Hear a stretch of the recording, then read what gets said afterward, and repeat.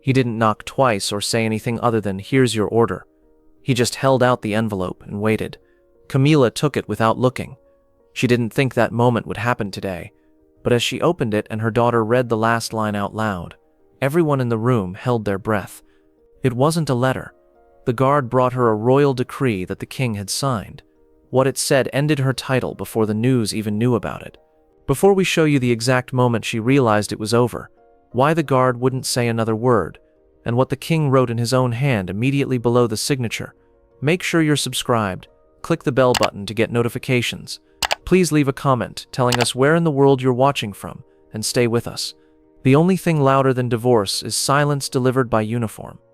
The envelope was made of thin cream-colored linen and was folded once. The only thing on it was the king's crest and a single line of instruction in his own hand on the reverse flap. Deliver in person. No help. No employees. Sergeant Lachlan Reich slowly turned it over, noticing how heavy it was, or rather how light it was. It felt empty and final, like something that didn't need to be big to have an effect. A palace clerk had given it to him without looking him in the eye during the first light rotation. The man in the round chamber whispered as he fixed his lanyard. "Straight from His Majesty, said you'd understand." Reich didn't ask any questions. He had learned early on that quiet spoke louder than questions. He put the envelope in his dress jacket and kept walking. That morning, the East Wing felt strange, not quiet. Windsor was always quiet before noon, but careful. The doors that were usually left open for linen carts were closed. Instead than rushing past offices, aides stayed outside of them. The housekeeping personnel moved slowly on purpose, as if they didn't want to be seen. He walked down the upper hallway next to the conservatory, just as Princess Anne came out from the west exit. She didn't seem to be in a hurry, but she also didn't seem like she wanted to talk. She had her hands behind her back, and her face was unreadable. She looked at Reek once, hardly acknowledging him, and then she walked under the archway without making a sound. Something wasn't right. The guards didn't bring letters. They stood guard. They kept an eye on the hallways. They could hear footsteps and discern conversations through closed doors. Their presence was designed to be permanent, symbolic, and stable. But Charles had given an order, and Reek had served under 2 kings long enough to know not to question time. The envelope started to feel heavier against his chest as he walked toward the green parlor. It wasn't literally heavier, but it felt like it. This wasn't a request. It wasn't a letter, and it wasn't something that a personal assistant should have handled. His boots made a soothing sound on the marble. He fixed his cuffs, passed the last security check, and stood outside the parlor doors. The footman standing nearby offered a quiet nod. "Lady Camilla and Lady Laura are inside," Rake stated. He took one breath, then 2. Then he raised his hand and rapped once on the polished oak. It wasn't a request, it was a warning. "Before we tell you what happened when that door opened, and Camilla saw what he was holding, make sure you have the bell icon switched on, and leave a comment telling us where in the world you're watching from." This wasn't about getting married. It was about memory and the one individual who wouldn't act like silence meant approval. Windsor hadn't felt this way in a long time. It was quiet but harsh, like the silence following something that couldn't be changed. It was the morning Queen Elizabeth died. Rake recalled that day not because of any news or announcements, but because nothing happened. The bells didn't ring early. People didn't yell orders. Instead, all the hallways got darker. People talked more softly. The pigeons outside St. George's Hall didn't even land the same way. He had been on interior watch that morning, and half of his shift had been spent waiting for something he couldn't define. Then a young footman with pale cheeks and a shaky voice whispered to him, "It's over. She's gone." Then he only nodded, as if he were passing on the weight of 100 years. He had seen Camilla that same day. Not carefully, just enough to see. She didn't look like she was in pain. She didn't even seem happy. She seemed like someone who had previously gotten ready for this moment. Someone who had come to terms with the logistics of going up, if not the meaning of it. From that day on, she moved differently, less carefully, and more decisively, as if her access had been discreetly improved. People who still served the old queen out of memories, not contract, could feel the change, even though no one stated it out loud. Rick wasn't involved in politics. He worked for the institution, not the people who worked there. King Charles had the right to change customs, such as by adding speeches where there had been silence before, or rearranging roles that had been set for decades. There was a place for change, but there was a balance, a calm respect. This envelope, though, this job felt different. Charles only gave guards direct orders when it was for a ceremony. If he needed a message sent, a timetable adjusted, or even a reprimand sent down, everything went through the right people, organized, written down, and clear. But not this. There was no documentation, no signature, just the king's handwriting on the back of the envelope, and a choice to give it to Reek of all people. He remembered the coronation less than a year ago, and how he had stood still for the whole 6-hour event without changing his weight. After that, Charles had walked by him in the hallway and given him a unique look, not one of praise, but one of trust. It was a look that said, "You see what others miss." The envelope now felt like it had always been meant for him, not because of who he was, but because he would never ask. And in that quiet moment outside the green parlor, the truth hit home. This wasn't about delivery. This was about seeing. Charles had picked the one man who knew when to be quiet and when to speak out. Of the early morning, the light always came through the ancient lace curtains of the green parlor, just perfectly, making everything look softer than it really was. Camilla sat in a low-backed armchair by the window, with her legs crossed, and swirled a spoon around in her bone china teacup without sipping. Laura was lying on the other side, her feet tucked up under her, looking through a leather-bound travel planner. "Scotland again?" Camilla asked, raising an eyebrow. Laura shrugged her shoulders. "The estate cottages are falling apart. There is mold on the windows. The plumbing is a mess. They'll be wrecked before summer if we don't check them now." Camilla let out a gentle sigh. "If your father had his way, we would all still live like monks. He has never liked things that shine." She took a drink of her tea. "I'm sure it's Anne's fault. She always wants us to be careful and follow tradition, as if the Queen's ghost will come back to yell at us for breathing wrong." Laura laughed. "She does seem tense these days." "Anne was born tense," Camilla said as she waved her hand. "I've learned to ignore it. On mornings like this, there was peace of mind. There were no photographers or formality, just two women at ease in their own space. Aides came and went silently, giving information, refilling trays, and even giving out printed schedules. No one stayed. One person stopped at the door, a young woman with perfect posture, and her arms crossed over a smooth folder. She whispered quietly, "Lady Camilla, His Majesty has not left the round room since last night." Camilla hardly looked up. "Leave him alone. He gets like this when he needs to be alone." The aide nodded but suddenly stopped. "Princess Anne was last seen leaving this morning." Camilla lifted an eyebrow. "Was she?" "She didn't drive. She just walked." "Well," Camilla remarked with a smile, "maybe she's decided the stables are quieter than the throne room." She laughed in a light-hearted way. "If I had to hear Charles talk about ecological resilience one more time, I'd walk into the woods too." Laura smiled behind her cup of tea. "You are terrible. I'm being honest." Then there was a knock. Not important, not afraid. One time only. Strong. Camilla looked up. Laura stopped in the middle of the page. The helper at the door blinked. That wasn't staff. Camilla rose up and smoothed up the front of her cream cardigan. "Well then," she said quietly, "let's see which crisis got going first." She walked toward the door with the calm certainty of someone who was expecting a small delivery, like a misplaced menu or an early florist. Instead, she found a royal guard and an envelope. Camilla paused as the door opened halfway. Sergeant Lachlan Reich stood in front of her, rigid as a rod, with an unreadable look on his face. He looked great in his uniform, no bearskin hat, but he still had gloves on. His shoulders were squared, but there was no procession or formal role, just a man with something in his hand that didn't belong in this place. Camilla blinked. "Yes?" Reich didn't come forward. He just reached out his arm. The sealed envelope was in his gloved hand. "By order of His Majesty. Only for your hands." Camilla didn't take it immediately away. Her fingers stayed still. Laura came up next to her with a frown on her face. "What is that?" "I don't have a clue," Camilla said softly, her eyes fixed on the package. There was nothing on the flap except for a small gold-pressed crest, which was the king's seal. There was no wax, no ribbon, and no ceremony. She carefully grabbed for it. "Is this a message?" Reich said. "My instructions were only to deliver. No help, no staff, no explanation." Camilla's eyes shot up. "From the king." The green parlor felt smaller now that it was inside. The light that came through the filter didn't make anything softer. Laura stepped back toward the armchair, feeling uneasy. Camilla peered at the envelope once again. Then she grabbed it. With familiar ease, her fingers went under the flap, but now she hesitated. Rialm stayed still. He didn't move his weight. He was still in the frame, but not the scene. He was not a man, but a presence. He had given it to her. He was merely waiting long enough to make sure it had been received. She opened the paper. Only one page. No notice on the cover. No reason given. She shifted her gaze gently from the first sentence to the second. Her shoulders fell almost without her noticing.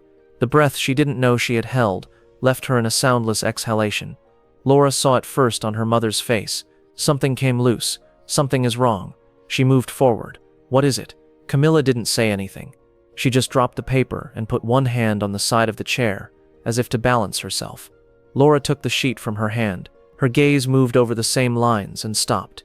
Wait, this can't be. Again, Camilla resorted to Reich. Her voice wasn't surprised anymore. It wasn't even mad. It was tight and controlled. What is this? I was told to give it to you and no one else. She looked at him. It was quieter than the text on the page that came next. Laura put the paper on the tray for tea. Her palm brushed against the china cup, which made a faint clink that broke the silence.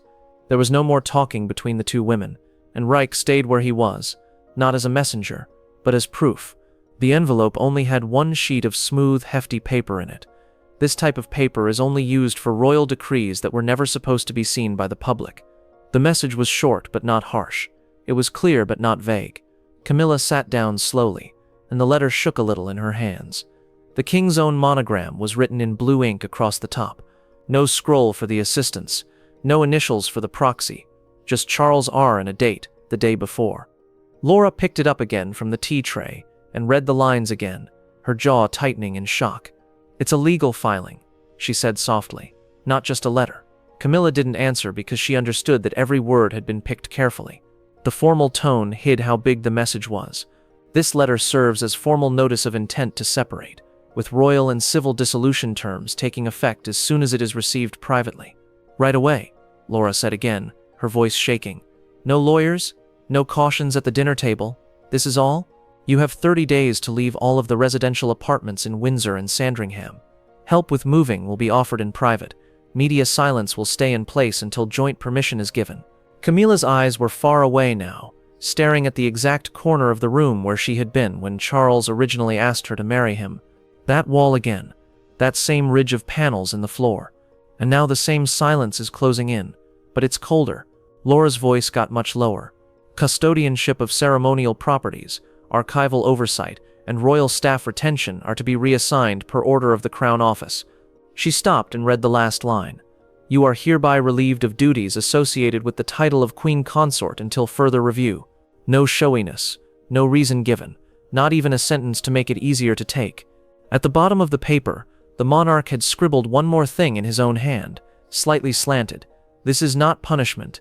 This is safety. Laura raised her head. He's not serious. This can't last. There has never been anything like this before, but she knew the truth too. It wasn't about what had happened before, not anymore. It was all about timing, and Charles had made sure that the timing couldn't be messed up. Camilla got up slowly. She carefully set the letter down, as if losing it could cause her to lose control again. She didn't say anything for a long time. Then, finally, she questioned in a soft voice, "Who else has seen this?" Rika's answer was simple, "Only those who need it." Her eyes darted toward him. "And you?" "I didn't see anything. I only delivered." That wasn't really true. He hadn't read the words, but he had seen everything. Camilla's fingers clutched the edge of the small writing table next to her. She wasn't trying to steady herself. She was trying to hold on to something sharper, a growing wave of astonishment that didn't yet have words. She had been through worse than this. Scandals that should have ruined her. Hatred from the public that would have broken most. She had outlived Diana's memory, right? Outlasted the news. Lasted longer than the doubt. But this was not the same. People didn't think this. This was an institutional removal, and it was signed by the one person whose favor she had worked hard to get for years. She eventually murmured, "This is crazy," and her eyes were not on the letter, but on Reich. He wouldn't. He isn't feeling good. This isn't real. Laura moved closer to her. "No, Mom." Camilla's voice was tense. "He is tired and being used. You saw Annie this morning. Don't act like you didn't. For months now, she's been surrounding him." Laura was unsure. "Then we need to take legal action. This can't just happen." Camilla looked back at the guard. "You brought this dirt into my living room." Reich didn't say anything. "I brought what I was told to bring. Don't play word games." She stepped forward now. "Do you even know what this is?" "I know it came from the king." She halted a foot away from him. Her voice was quieter, but it hurt. "You believe you're a part of this, huh? Like a clerk, giving forth legal gossip." Are you happy with yourself? Reich blinked once, very slowly. No, ma'am. I'm not proud. I'm in charge. Camilla's jaw moved. I was told to deliver it right away and stay until it was confirmed received. And now what? She said, almost laughing. While my family falls apart, you stand there in silence? He didn't say anything. Laura gently interrupted, her voice quieter. We can make this better. There is always room to talk things over. We will call Clarence House. We'll get the lawyers. No, Camilla said, her voice cracking for the first time. If we act like this is okay, we make it okay. No, I won't. She looked at Reich again. Let the king know that his papers were returned unopened. I can't. You will. I can't. She raised her voice. Why not? Because you opened them, ma'am. There was no sound for a beat. Then Camilla got further closer, squinting her eyes. You like this. You assume that being quiet and standing there makes you strong. He said, no, with his jaw set. It keeps me on track. That hurt. She flinched just a little. Laura looked back and forth between them. Mom, please. Camilla turned to the window and breathed heavily. He's just pretending. He's putting me to the test. This isn't the end. Rika stayed still behind her, staring straight ahead. She looked back. You believe that wearing that uniform gives you the right to act like you're better than everyone else? He didn't say anything. Talk to me, she said, and finally he did. I work for the crown, not the comfort of those who believe they possess it. That made her stop in her tracks. Laura sat down carefully and crossed her arms across her waist. Camilla's hands shook a little, but she masked it by making fists. You will regret being used like this, she continued. Reich didn't answer because he wasn't being used. People were trusting him. The round room at Windsor Castle was previously meant for music. It had round walls, a vaulted ceiling, and acoustics that could carry a single violin note from one pillar to the next without distortion.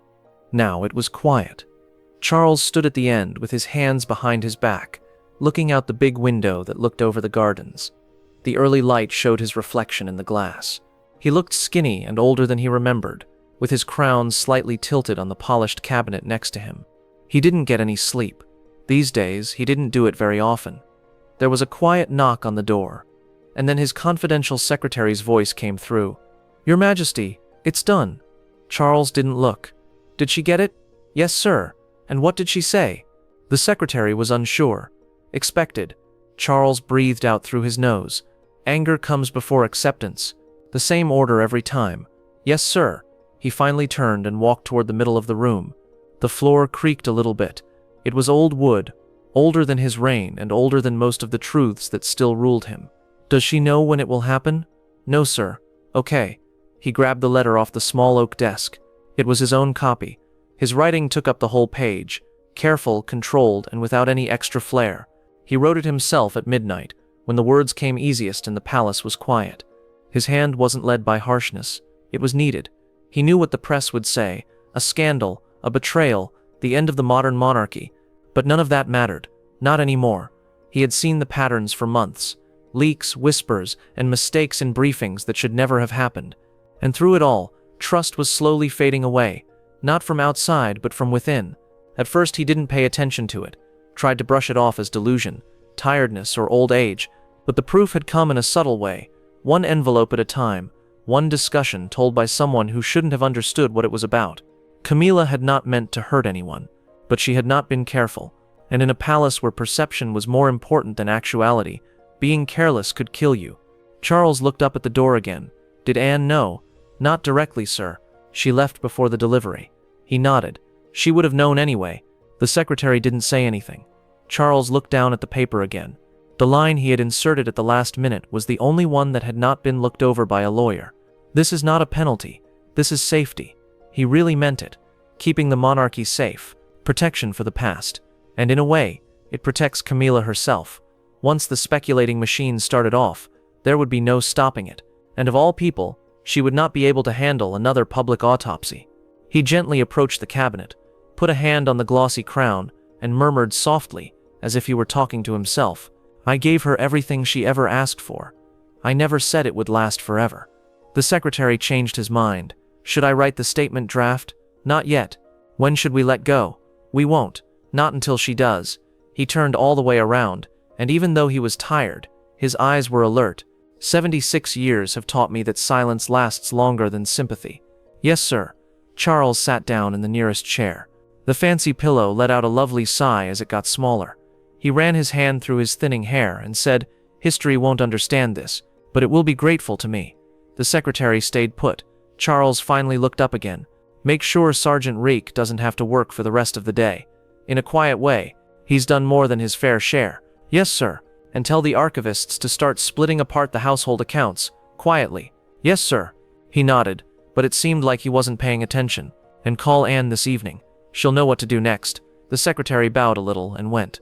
The door made a clicking sound when it closed. Charles remained there for a long time, and the silence grew so thick that it felt like sound had fled the room. He looked back out the window. The gardens were quiet outside. Sunlight touched the tops of the hedges, and in the distance, Windsor town began to wake up. The world was carrying on, without knowing that something old had just broken inside its gates. He said in a voice that was hardly audible, "The crown lives on. Always." The news of the split didn't get out right away. The castle held its breath, waiting for a sign that never came. Only the people there knew what was going on, and they all knew how heavy that quiet was. Camilla moved now, not gracefully or leisurely, but with short, quick steps that went around the edge of the green parlor like she was tracing the edge of something that was getting smaller. The letter was still on the tea tray, but Laura's eyes never left it. "I want him called," Camilla stated all of a sudden, in a harsh voice. "Not through aides, not through channels. I want to talk to him now." Laura didn't say anything. "I said now, Mother." Camilla pushed. She spoke softly yet firmly. "You know he won't answer." Camilla paused, turned around and looked at her daughter like she had just uttered a language no one in the room had taught her. "Excuse me," Laura said as she stood up slowly. "He wouldn't have sent that without first locking up the workers. He has already made it impossible to access." "That was the point," Camilla remarked, her face getting tense and her hands on her hips. "We'll then issue a counter-decree," Laura answered. "There isn't such a thing." Camilla turned to face Ryak, who was still standing quietly at the door. "You can go. We got the letter. You did your part." He didn't move at all. "I told you to go." Ryak blinked once. "I was told to deliver directly and stay until the Crown Office told me to leave." She looked shocked. "Are you waiting for a signature?" "No. I'm waiting for the final confirmation of receipt." "I told them we got it. That doesn't mean you agree with it." Laura rubbed her temples. Camilla got closer again, her voice low but threatening. "Are you going to stand guard at the door until I kneel and thank you?" "No, Mom. For the time being." Camilla made a sound that wasn't exactly a chuckle or a scoff. "Do you think this is the end? Does this paper alter anything?" She raised the letter and waved it in the air. "He's always had spells, retreats, and outbursts full of guilt. This is acting for the sake of performance." Ryak didn't move. "Then it won't last long," she said, squinting her eyes. "Don't talk down to me," she said, her voice shaking a little. "I wasn't. I was agreeing," Ryak said. Her face changed just a little. Laura put her hand on her mother's elbow. "Please, Mom, let him go." Camilla pulled her arm free. "No, I want him to know that this isn't over yet, that this letter doesn't mean anything." But Ryak was already walking toward the door. He stopped at the door, put his hand on the old brass handle, and only looked back once. He murmured softly, "You were once the future. You're just early now." He then opened the door and walked out. No salute, no bow. He had kept the silence he had been told to keep. Camilla moved as soon as the door snapped shut. Not with fear. She was too good at that. But she did it on purpose. In 3 steps, she walked over to the writing desk and picked up the phone. Her fingers hovered over the dial for a moment before stopping. Who could she get in touch with? Charles didn't answer. Anne would change the subject. Edward was in Portugal. Now the private secretaries reported to the Crown Office instead of her. Even her own lawyer would need to examine the decree before giving her advice, and by then it would have already been filed. She slowly put the phone down. Laura was now standing by the window with her arms around herself. "We could put out a statement," she said softly. "Get ahead of it, and say what?"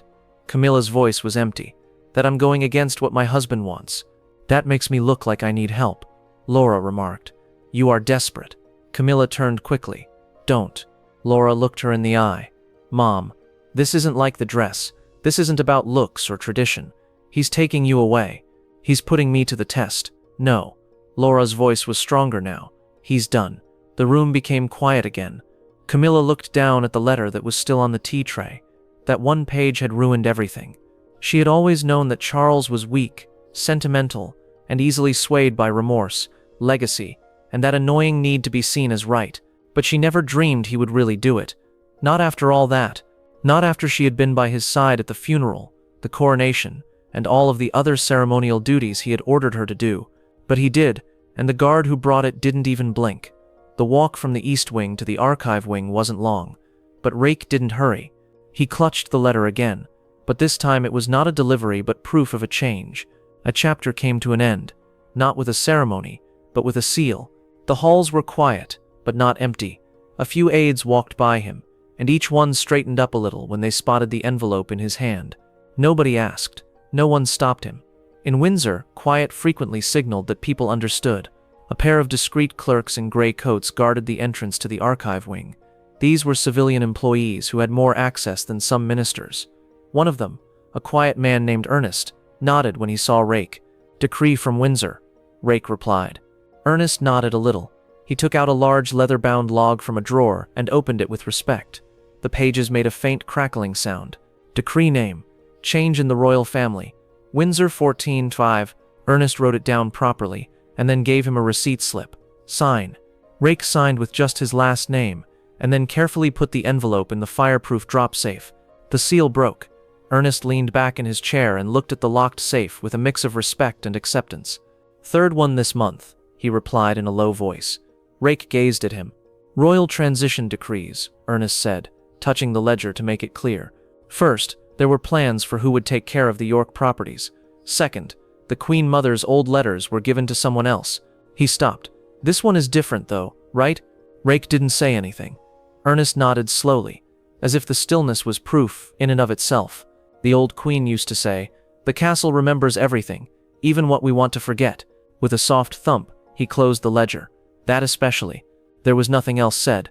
As he stepped back into the hallway, a blast of air moved through the corridor. It wasn't from outside, it was from the pressurized vault, which was adapting to the new intake. It still felt like the castle was breathing out, like something that had been put off for too long had finally been put away, both on paper and in memory. He passed a younger guard in full ceremonial dress, halfway back to the east courtyard. The guy was stationed at the entrance of Camilla's home hallway.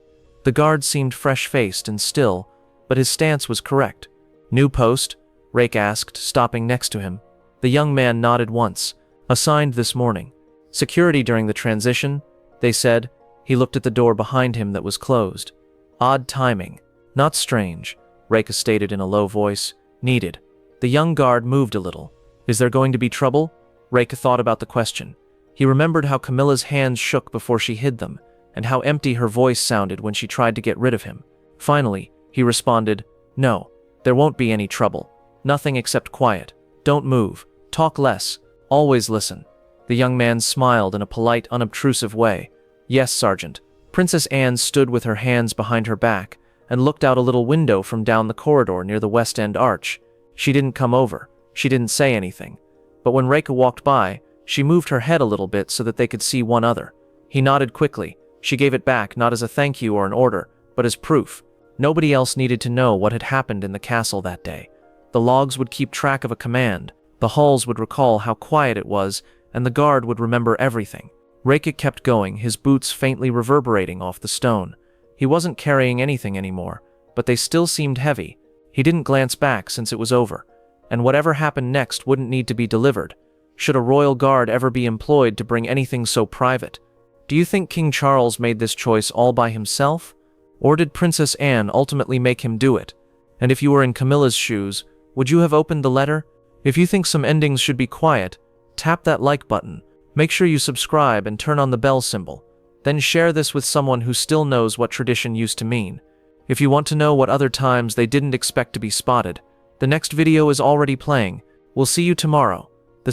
Camilla gently sat down and looked at the letter that was still on the tea tray. She shook her fingers a little, but she made fists to hide it. Laura stayed with her, although she was worried. Camilla remarked, "You will regret being used like this." Riet didn't answer. He wasn't being used, people trusted him. The round room in Windsor Castle was previously meant for music. Long before the current royals, string quartets and winter concerts rang through it. Its acoustics were set up to carry warmth. but now all you could hear was the faint sound of a pen on paper. King Charles sat at the curved writing table beside the eastern windows. His shoulders were slightly stooped, and his hands were solid even though they sometimes shook. His pen moved smoothly across the page, as if the choice had been inside him for a long time before the ink made it permanent. Princess Anne stood a few steps back with her arms crossed casually. She was there, but not in a way that made her seem passive. For a while, she hadn't spoken anything. The envelope was sitting on the other end of the table, open and empty. Charles put the last period in place and then carefully put the pen down. He looked at the signature and his own hand, which was shaking a little at the R's flourish. How many papers had he signed throughout his life? Tens of thousands. Tens of thousands. Most of them are ceremonial or performance. But this one felt like the first one that really mattered. "Are you sure?" Anne asked, her voice calm and not questioning or pushing, just checking. At first Charles didn't answer. He grabbed the letter, folded it perfectly once, and put it in the envelope without making a sound. His fingers stopped at the flap and smoothed it down. He could see the morning shift changing outside through the leaded glass. The guards moved in perfect sync, which was the kind of perfection his mother had always appreciated that Camilla had never fully understood. "I tried to give her respect," he added softly. "I really did." Anne nodded once, and she used it as money. He looked up at her, but not with rage. He was just tired. It wasn't only the pictures or the clothing. It was the pattern, how she exploited her past into an advantage. He said, "I saw it happen, and let it happen." Anne walked up gently. "Not letting it go on isn't being cruel, it's fixing." Charles took a small breath. "I should have done this sooner." "No," she said. "You should have done it without talking. And you are." He gave her the envelope without any fanfare, like a tired brother giving it to a tired sister. "Give it to someone who knows how to be quiet." Anne took the letter. "I know who." He peered out the window at the courtyard where the guards changed shifts. The sun was starting to come out from behind the clouds, and the stones seemed velvety in the light. "I don't want a scandal. I don't want noise or words." Anne looked at the door. "Then we don't make any." Charles didn't go after her. He didn't get up. He just sat there with his fingers on the edge of the desk, like a guy who had finally let go of something he had been holding on to for too long. He looked at the light on the floor, and didn't reach for the pen again for the first time in months. Some decisions didn't need to be followed up on after they were signed. They just needed to be followed through. The castle held its breath in the hush that followed, not waiting for an announcement, but for what would happen next. Camilla walked back and forth now, not gracefully or leisurely, but with short, clipped steps that went around the edge of the green parlor like she was tracing the edge of something that was getting smaller. The letter stayed on the tea tray, undisturbed, even though Laura couldn't take her eyes off of it.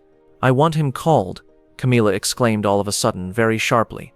"Not through aides, not through channels. I want to talk to him right now." Laura didn't say anything. "I said now, Mother," Camilla responded, her voice low but forceful. "You know he won't respond."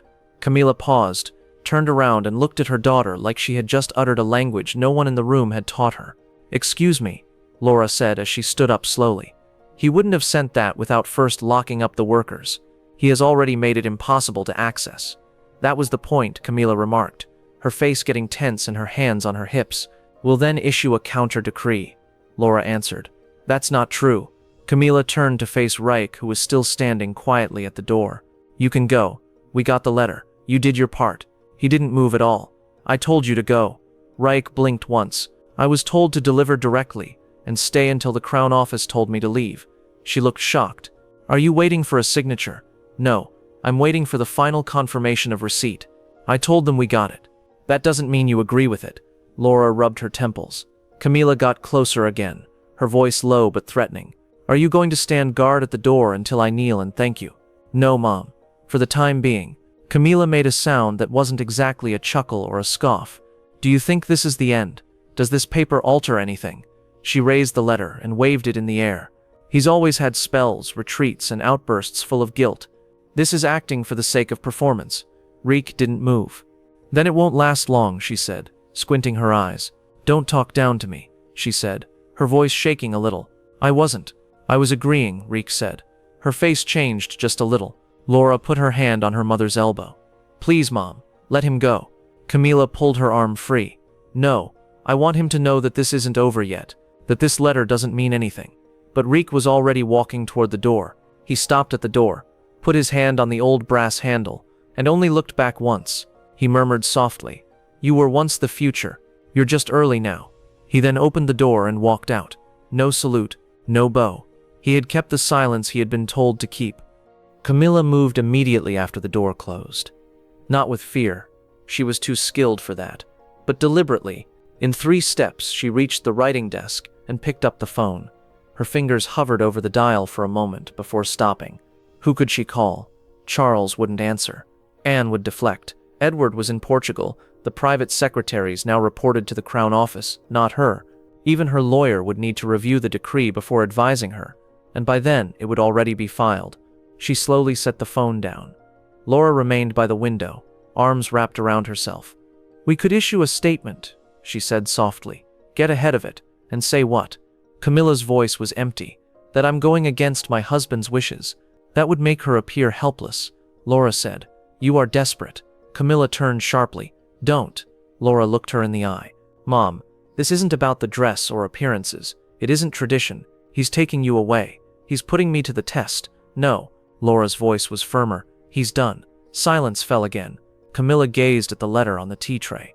That single page had dismantled everything. She had long known Charles to be weak, sentimental, and swayed by remorse, legacy, and the need to appear correct. She never imagined he would actually act. Not after all the funerals, coronations, and ceremonial duties she had performed by his command. But he did, and the guard delivering it remained unblinking. The journey from the East Wing to the Archive Wing was short, yet Rake did not rush. He carried the letter as proof of change, not a mere delivery. A chapter ended, not ceremoniously, but sealed. The halls were quiet, not empty. Aides passed, each straightening slightly at the sight of the envelope. No questions were asked. In Windsor, quiet often signified comprehension. 2 discreet clerks in gray coats guarded the Archive Wing entrance, civilians with greater access than some ministers. One, a quiet man named Ernest, nodded at Rake. "Decree from Windsor," Rake said. Ernest nodded, retrieving a large leather-bound log. Pages crackled faintly. Decree name, Royal Family Change.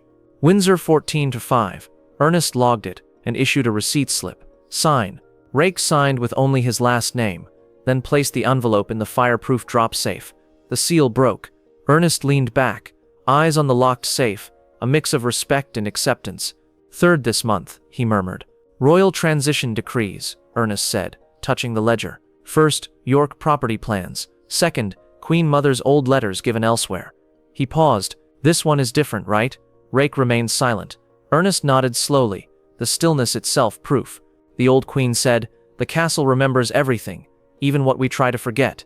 With a soft thump, he closed the ledger. Nothing more was said. A blast of air swept the corridor, not from outside, but from the pressurized vault adjusting to intake. The castle seemed to exhale, finally putting something away, both on paper and in memory. Rake passed a young ceremonial guard, stationed at Camilla's home hallway. Fresh-faced, still, but precise. "New post?" Rake asked. The guard nodded. "Assigned this morning." "Security during the transition?" they asked. Door behind them closed. "Odd timing." "Not strange," Rake said quietly. "Necessary." The guard inquired. "Will there be trouble?" Rake recalled Camilla's shaking hands, her empty voice. Finally, "No, there won't be trouble. Only quiet. Don't move. Speak less. Listen always." The young guard nodded politely. Princess Anne stood by a small window near the West End arch. She didn't approach or speak. When Rake passed, she tilted her head, acknowledging him silently. Nobody else needed to know that day's events. Logs recorded commands. Halls remembered the silence. The guard remembered everything. Rake continued, boots softly echoing on stone. The envelope was no longer in hand, yet it still felt heavy. He didn't look back. Nothing further needed delivery.